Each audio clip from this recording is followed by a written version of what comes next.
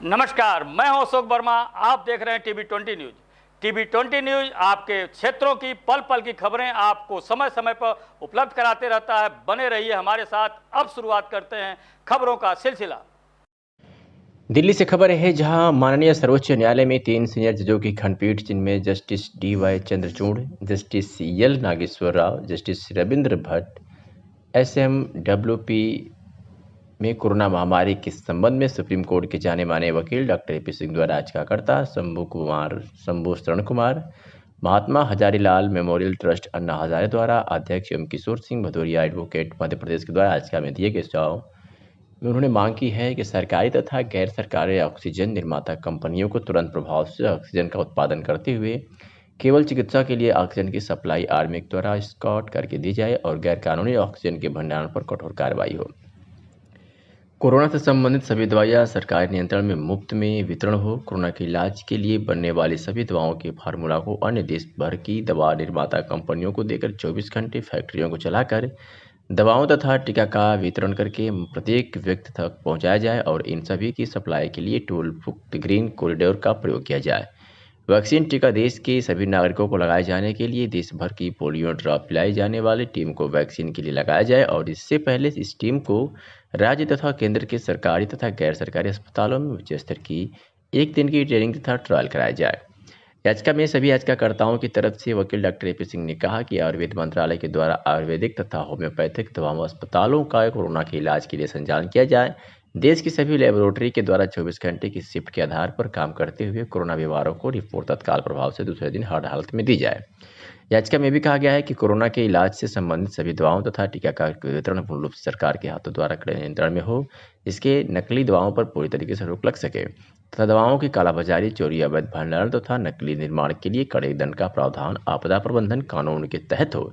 सभी साप्ताहिक बाजारों को तत्काल प्रभाव से बंद करके रेहड़ी के द्वारा दैनिक आवश्यकता एवं उपयोग की वस्तुओं का वितरण हो। उन्होंने भी मांग किया है कि देश की सभी चुनाव रैलियों और काउंटिंग पर तत्काल प्रभाव से रोक लगे। सभी हवाई अड्डे तत्काल प्रभाव से अग्रिम आदेश तक बंद किए जाएं।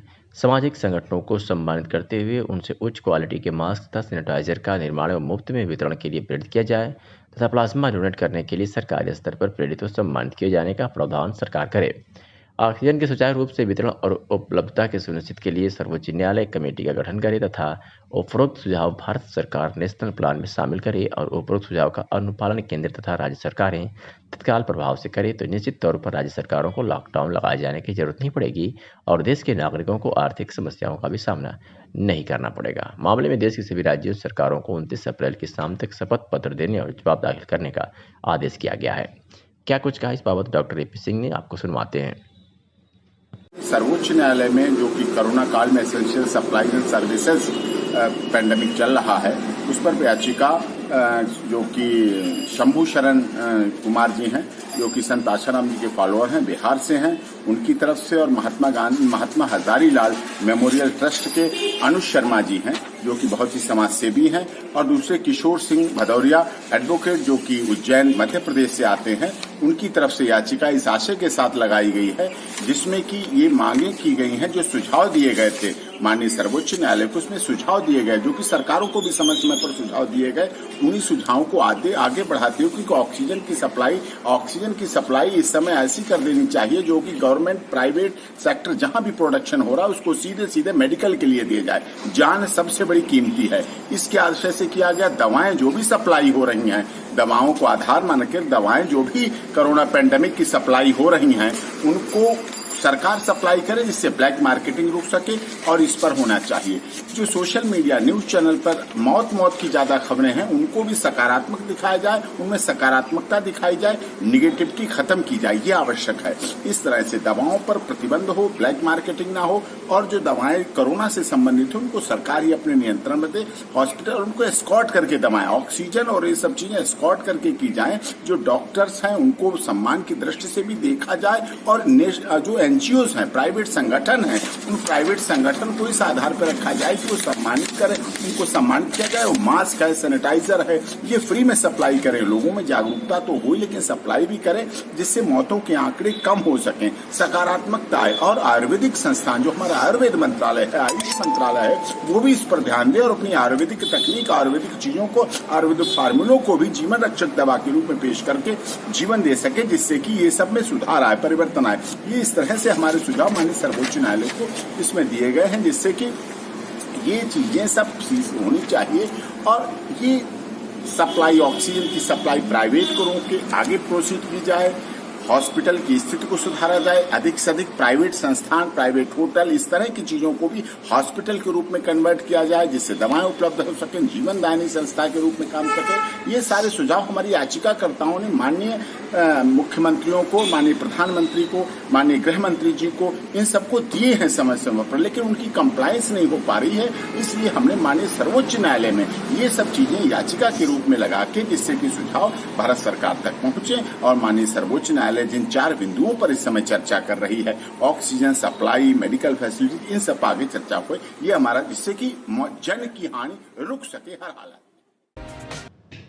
आज जनपद मऊ की पुलिस को बड़ी सफलता हाथ लगी है। मऊ पुलिस ने कुख्यात हिस्ट्री शीटर व 3 लाख के इनामिया अपराधी लालू यादव को मुठभेड़ में मार गिराया है। आपको बता दें कि मऊ पुलिस अधीक्षक के निर्देश पर एसओजी स्वाट टीम, थाना सराय लखनसी, चिरैयाकोट एवं मोहम्मदाबाद की संयुक्त पुलिस टीम ने बदमाशों को पुलिस मुठभेड़ में ढेर कर दिया और कब्जे से एक पिस्टल व जिंदा खोखा कारतूस व एक मोटरसाइकिल भी बरामद किया है। बता दें कि जनपद मऊ की पुलिस को उस वक्त सफलता हाथ लगी जब मुखबिर की सूचना पर थाना सराय लखनसी क्षेत्र अंतर्गत वहद ग्राम भवरेपुर के पास मुठभेड़ पुलिस में हुई। कुख्यात हिस्ट्री शीटर 63 अपराधी नामिया 1 लाख लालू यादव उर्फ विनोद यादव पुत्र राम बच्चन यादव निवासी डोडापुर थाना सराय लखनसी जनपद मऊ को पुलिस मुठभेड़ में घायल हो गया। तत्पश्चात इलाज के लिए जिला चिकित्सालय लाया गया, जहां डॉक्टरों ने उसे मृत घोषित कर दिया। इस दौरान एक अपराधी अंधेरे का फायदा उठाकर भागने में सफल रहा। साथ ही साथ मुठभेड़ में प्रभारी निरीक्षक चिड़ियाकोट अवनीश कुमार सिंह, प्रभारी स्वाट टीम निरीक्षक राजेश यादव, प्रभारी एसओजी उप निरीक्षक अमित मिश्रा व आरक्षी विवेक सिंह के बुलेट प्रूफ जैकेट में गोली लगने के कारण वो बाल बाल बच के। बताया जा रहा है कि बताते चलें कि उल्लेखनीय है कि उपरोक्त लालू उर्फ विनोद यादव के ऊपर जनपद मऊ थाना सराय लखनसी क्षेत्र अंतर्गत आरटीआई कार्यकर्ता बाल गोविंद सिंह की हत्या मामले में, जनपद जौनपुर में ज्वेलरी शॉप में हुई लगभग 2 करोड़ की डकैती में, जनपद भदोही में बैंक के कैश वैन में लगे सिक्योरिटी गार्ड को गोली मारकर लगभग 25 लाख की लूट में, जनपद मिर्जापुर व वाराणसी में सराफा व्यवसायी को गोली मारकर आभूषण लूट मामलों सहित इत्यादि मामलों में वांछित चल रहा था तथा 1 लाख रुपए का पुरस्कार घोषित अपराधी था।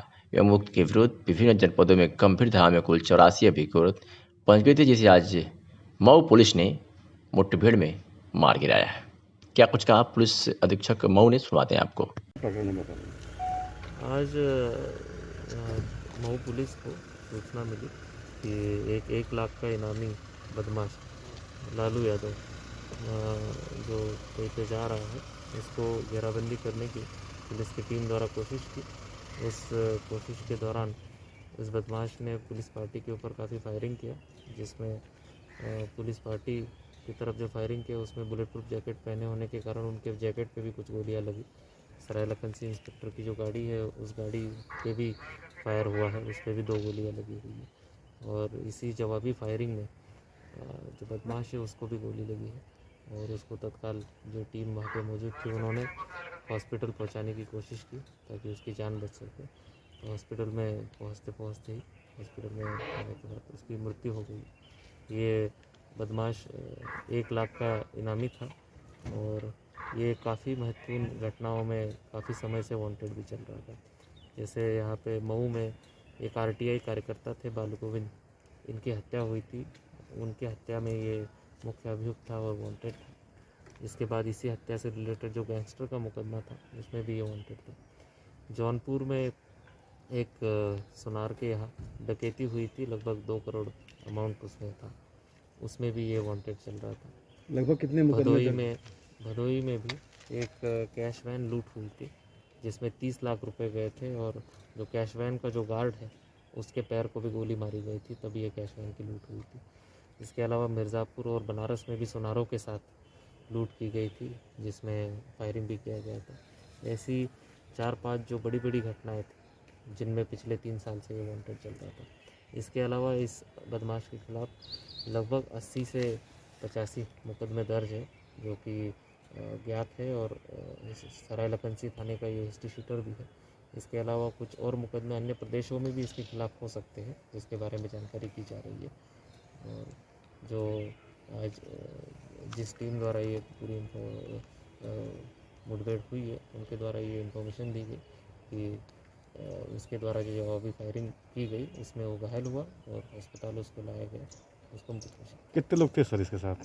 ये आज जो पुलिस टीम पे जो फायरिंग की है, उसमें 2 लोग थे, जो कि एक ये लालू यादव, जिसको गोली लगी और वो अस्पताल पहुंचते पहुंचते जिसकी मृत्यु हुई, और दूसरा कोरोना शहर के कहर के बीच पाबंदियों का दौर जारी है और इन्हीं पाबंदियों के बीच ही शादियों का सीजन भी चल रहा है। इस बीच सोशल मीडिया पर शादी समारोह के 2 वीडियो खूब वायरल हैं। पश्चिम त्रिपुरा के डीएम ने 2 अलग अलग शादी समारोह में छापा मारा, जहां कोरोना के नियमों के उल्लंघन हो रहे थे। इस दौरान उनका रौद्र रूप देखने को मिला और डीएम ने मैरिज हॉल को न सिर्फ सील कर दिया है, बल्कि कोरोना नियमों का उल्लंघन करने के आरोप में उन्हें भी बैन कर दिया गया है। दरअसल नाइट कर्फ्यू के दौरान एक मैरिज हॉल में शादी की पार्टी चल रही थी, मगर कोरोना गाइडलाइन का पालन नहीं किया जा रहा था। शादी के समारोह में तय सीमा से ज़्यादा लोग इकट्ठे थे और शादी के लिए निर्धारित समय भी पार हो चुका था। नाइट कर्फ्यू होने के बावजूद देर रात तक पार्टी चल रही थी, तभी पुलिस बल के साथ डीएम शैलेश कुमार यादव वहां पहुंचते हैं और दोनों मैरिज हॉल में मौजूद मेहमानों को खदेड़ना शुरू कर देते हैं।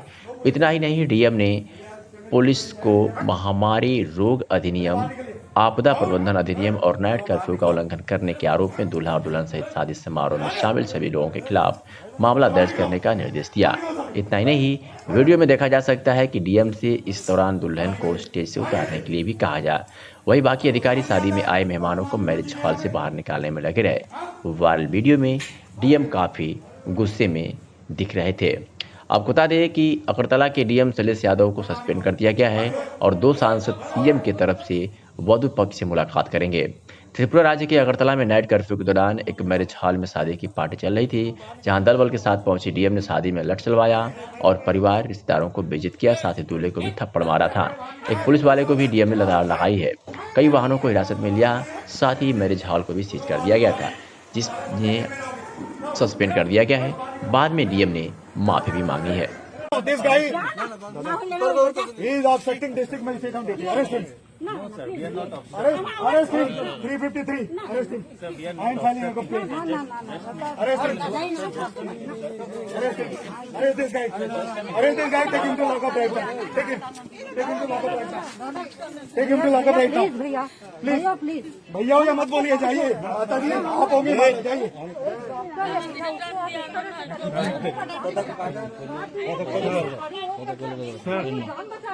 Tomorrow onwards, Manikya Court and the Gulab Bagan are banned. They will not be allowed to function for next 1 year as marriage halls. All these people who are assembled here, they have violated the order under section 144 Criminal Procedure Code, and they will be prosecuted under 188 of Indian Penal Code. They will all be arrested right now. How many people? And I will also recommend to the government to suspend OC of the West Agartala Police Station, because he has not acted upon repeated complaints of people. And I, as a district magistrate, have to come here. It is very shameful on the part of the police that they have behaved like this. So how many people arrested? Now they will count. कितने लोग हैं इधर? Count करके बोलो। ओसी को कल मैं suspend करा रहा हूँ। तुम लोग जो काम कर रहे हो ना, अभी काउंट कर बोलो कितने हैं। चलो, वरना तुम भी जाओगे उसके साथ। चलो। नहीं हूँ मैं सर, वो आ रहा है। तुम जो भी हो, काउंट करके बोलो। I am bloody your district magistrate. Okay, what is your name? तुम भी जाओगे उसके साथ। तुम लोग सारे bloody, you all are hand in gloves with this people.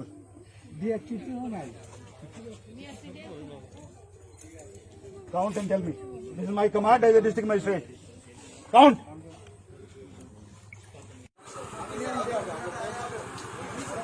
तीन आदमी कैसे बैठा है? लॉकअप में लेके जाओ। लॉकअप में लेके जाओ इनको। चलो चलो, उसको उतारो। उनके पास व्हीकल का पास है? हाँ, व्हीकल पास है? कहाँ? पास तो नहीं है। पास नहीं है ना, इन सबकी चाबी निकालिए, इन सबकी चाबी निकालिए गाड़ियों की, सबकी चाबी निकालिए, चलिए सबका चाबी निकालिए, सबका निकालिए।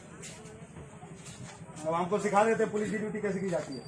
निकालिए चाबी, निकालिए चाबी, निकालिए इनका भी निकालिए, दे दिया सर, चाबी निकालिए, इनका भी निकालिए, लाइए इधर लाइए, सीज कर लीजिएगा इनको, ठीक है, रख लो इसको for 1 year under disaster management, 1 year each। Sir আপনি চলে যাচ্ছেন, যাওয়ার আগে মানে সাধারণ জনগণ তাদের জন্য কি বার্তা দেবেন, লাস্ট বার্তা কি দিতে চাইবেন এই ধরনের বিয়ের অনুষ্ঠানে যারা এরকম ভায়োলেন্স ক্রিয়েট করছে? Not violence, violation. লোক সবাই পড়ালেখা আছে এখানে, আপনারা দেখেন ডক্টর আছে, ইঞ্জিনিয়ার আছে, বড় বড় সেবা করছে, কিন্তু ওরা আইন মানতে চায় না। ওরা এরকম ব্যবহার করতে চায় যে আমরা কিছু করবো, আমরা কিছু হবে না, কোভিড হবে তো যাকে হবে ওরা মারা যাবে। Unfortunately if this is the attitude then nobody is going to win. Covid संगे यदि मुकाबला करते हो सभी के मिले करते हो, everybody has to follow rules regulation laws which are made. ये नाइट कर्फ्यू जन्ने माइकिंग संपूर्ण प्रत्येक रोजे एखाने प्रत्येक 10 मिनट एखान थे गाड़ी जाए, ये सब जो मैरिज हॉल आछे सभी जाने, बट ओरा नोइंगली वायलेट कर, they are making a mockery of the system. तो एट आज के this is a message to all the people who are violating it knowingly that this will not be tolerated। जिला प्रशासन ने corona की मजबूत हो रही चेन को तोड़ने के लिए शुक्रवार की शाम 8 बजे से सोमवार सुबह 7 बजे तक जनपद में लॉकडाउन लगाया है। नगरपालिका की टीम ने शहर में उतरकर मुख्य बाजार से लेकर गली मोहल्लों को सैनिटाइज कराने में जुटी रही। इस दौरान नगरपालिका की टीम ने शहर के बड़ादेव, मतबरगंज, चौक पुराने सब्जी मंडी आदि क्षेत्रों को सैनिटाइज करने में जुटी रही। एसडीएम सदर राजीव रत्न सिंह ने बताया कि नगर के विभिन्न क्षेत्रों में टैंकरों से सैनिटाइज कराया गया है और गली मोहल्लों में सफाई कर्मियों द्वारा हाथ की मशीन से मोहल्लों को सैनिटाइज कराया गया। क्या कुछ कहा, सुनवाते हैं आपको एसडीएम राजीव रत्न सिंह ने। हाजिर किया जा रहा है पूरा जिले भर में, शहर भर में, क्या इसका उद्देश्य क्या है? देखिए, जहाँ जहाँ भी ज़्यादा कोरोना पेशेंट मिल रहे हैं या जहाँ कैजुअलिटीज हो रही हैं, वहाँ पर हम लोगों का प्रयास है कि सभी जगह सैनिटाइज कराया जाए, जिससे मानव जीवन की रक्षा हो सके। कहाँ कहाँ अब तक शहर में हुई सर? जैसे कराया पूरे शहर में जा रहा है, स्पेशली चौक पर, लक्ष्मीरामपुर, इन सब जगहों पर विशेष तौर पर अभियान चलाया जा रहा है। जिला मजिस्ट्रेट राजेश कुमार ने बताया है कि त्रिस्तरीय पंचायत सम्मान निर्वाचन 2021 की अधिसूचना के अनुसार जनपद में पंचायत चुनाव का कार्य संपन्न होने के उपरांत 2 मई 2021 से मतगणना का कार्य प्रारंभ होकर कार्य की समाप्ति तक संचालित होना है। वर्तमान में जनपद में कोविड-19 के संक्रमण के बढ़ते प्रकरणों के दृष्टिगत जनपद आजमगढ़ के संपूर्ण क्षेत्र में प्रतिदिन रात्रि 8 बजे से प्रातः 7 बजे तक तथा प्रत्येक शुक्रवार की रात्रि 8 बजे से सोमवार की प्रातः 7 बजे तक कोरोना कर्फ्यू लगाया गया है। उन्होंने कहा कि जनपद में कोरोना कर्फ्यू के प्रभावी होने के दृष्टिगत कतिपय आदेशों का अनुपालन सुनिश्चित किया जाएगा। चूंकि मतगणना का कार्य दिनांक 2 मई 2021 दिन रविवार से प्रारंभ होना सुनिश्चित है, जो आगामी तिथि दिनांक 3 मई 2021 तक संचालित रहना संभावित है तथा दिन रविवार को कोरोना कर्फ्यू प्रभावी है, अतः मतगणना कार्य हेतु तैनात अधिकारी कर्मचारीगण को उनके आदेश पत्रक, विभागीय परिचय पत्र के आधार पर तथा चुनाव लड़ रहे प्रत्याशी, उनके निर्वाचन अभिकर्ता तथा उनके मतगणना अभिकर्ता को उन्हें जारी पास के आधार पर 2 मई 2021 व 3 मई 2021 को मतगणना केंद्र पर आवागमन हेतु छूट रहेगी। जौनपुर से खबर है, जहां मड़ियाहू कोतवाली क्षेत्र के अंबरपुर गांव निवासी तिलकधारी सिंह की पत्नी राजकुमारी देवी की तबीयत खराब थी, जिसके बाद पति मंगलवार को अपनी पत्नी को लेकर जिला अस्पताल पहुंचा, जहां राजकुमारी की मौत हो गई। पत्नी की मौत होने के बाद अस्पताल से एम्बुलेंस शव को उनके घर छोड़ गई। घर पर शव पहुंचते ही ग्रामीणों ने कोरोना के डर से मुंह मोड़ लिया और अपने अपने दरवाजे बंद कर लिए। शव की स्थिति खराब होती देख पति ने शव जलाने का संकल्प लेकर पत्नी के मृत शरीर को साइकिल पर लादकर अकेला नदी के किनारे दाह संस्कार करने के लिए चल पड़ा। अभी नदी के किनारे चिता भी नहीं लग पाया था कि गांव के लोगों ने पहुंचकर मानवता को तार तार करते हुए साइकिल से दाह संस्कार करने जा रहे पति को रोक दिया। बेबस पति साइकिल पर लादकर शव शमशान घाट की तरफ चल पड़ा। इस दौरान उसके हाथ से साइकिल छूट गई, जिससे शव और साइकिल रोड पर पड़ी रही। हालांकि जब इसकी सूचना मड़ियाहू कोतवाल मुन्ना राम धूसिया को मिली तो वह गांव पहुंचकर शव को वापस घर लाए और कफन समेत दाह संस्कार का सामान मंगवाकर शव को पूरे रीति रिवाज के साथ जौनपुर स्थित राम घाट पर भिजवाया, तब जाकर मृत महिला का अंतिम संस्कार हो सका। जिलाधिकारी राजेश कुमार के आदेश पर नगर पंचायत में तेजी से बढ़ रहे कोरोना संक्रमण को रोकने के लिए स्वास्थ्य कर्मियों द्वारा कैंप लगाकर जांच की जा रही है, जिसके लिए समस्त ग्रामीण इलाकों में भी निगरानी समिति को भी सक्रिय कर दिया गया है। इसी क्रम में नगर पंचायत अतरौलिया में बुधवार को उप जिलाधिकारी बुढ़नपुर, क्षेत्राधिकारी बुढ़नपुर, प्रभारी निरीक्षक अतरौली तथा चिकित्सा अधिकारी डॉक्टर शिवा सिंह के नेतृत्व में कंटेनमेंट जोन जुलाहा टोला सामुदायिक भवन में कोविड-19 कैंप का आयोजन किया गया, जिसमें तेजी से बढ़ रहे कोरोना वायरस संक्रमण को रोकने के लिए एक दूसरे के संपर्क में आए लोगों की जांच की गई। जांच दोपहर 1 बजे से साढ़े 3 बजे तक डॉक्टरों की टीम द्वारा किया जाएगा और मौके पर ही संक्रमित व्यक्तियों के मिलने पर दवा इलाज भी किया गया। कंटेनमेंट जोन में रहने वाले लोगों की जांच की जा रही तथा दवा का वितरण भी किया गया। लगभग 20 लोगों की जांच के दौरान अभी तक कोई पॉजिटिव केस नहीं मिला। नगर पंचायत कर्मचारी बंदी सोनकर द्वारा इनके व्यापक प्रचार प्रसार तथा लोगों को जागरूक करने के लिए ध्वनि विस्तारक यंत्रों द्वारा लोगों को निरंतर जागरूक भी किया जा रहा है। आइए सुनाते हैं कि स्वास्थ्य अधीक्षक डॉक्टर शिवा सिंह ने क्या कुछ कहा। किसका कैंप लगा है इसके बारे में बताइए। माननीय जिलाधिकारी महोदय के आदेश के अनुसार कंटेनमेंट जोन में आज जांच करने के लिए टीम हमारी स्वास्थ्य विभाग की लगी थी और प्रशासनिक अधिकारी, पुलिस विभाग भी, नगर पालिका सब लोगों के सहयोग से किया गया था, जिसमें हम कंटेनमेंट जोन में जो हैं नागरिक उनकी जांच किए हैं, उनको दवाओं का वितरण किए हैं। जांच किया गया, इसमें आज कोई पॉजिटिव नहीं मिला है। इस जुलाहा टोला रज्जाक अंसारी के आवास के अगल बगल पॉजिटिव कंटेनमेंट जोन है जो मेरा। इसमें क्या चीज़ दवा दी जा रही है, क्या क्या दिशा निर्देश दिए जा रहे हैं इसके बारे में? दवा पहले तो सबसे पहले कि सब लोग अपनी जांच करा लें। जांच में अगर कोई रिपोर्ट आता है, अगर उनसे कांटेक्ट हुआ है, यहाँ पॉजिटिव केस है, कंटेनमेंट जोन है, तो हम उसको आइवरमेक्टिन टैबलेट 3 दिन के लिए प्लस कुछ मल्टीविटामिन इम्यूनिटी बूस्टअप के लिए, अगर किसी में लक्षण है तो पैरासीटामोल एंटीबायोटिक भी देते हैं।